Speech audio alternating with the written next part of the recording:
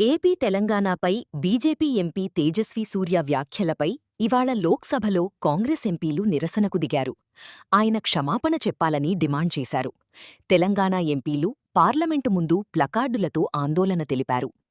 మరోవైపు మహిళా రిజర్వేషన్పై కేంద్రం రాత్రికి రాత్రి గెజిట్ ఇవ్వడంపై కాంగ్రెస్, డీఎంకే ఎంపీలు వివరణ కోరారు. సభలో చర్చ జరుగుతుండగా గెజిట్ ఎలా ఇస్తారని కేసీ వేణుగోపాల్ ప్రశ్నించారు.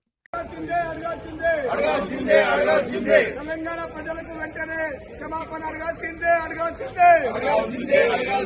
తెలంగాణ ప్రజలకు వెంటనే క్షమాపణ కిషన్ రెడ్డి తేజస్వీ సూర్య బీజేపీ తెలంగాణకు జరిగిన అవమానాన్ని నశించాలి. తెలంగాణకు జరిగిన అవమానాన్ని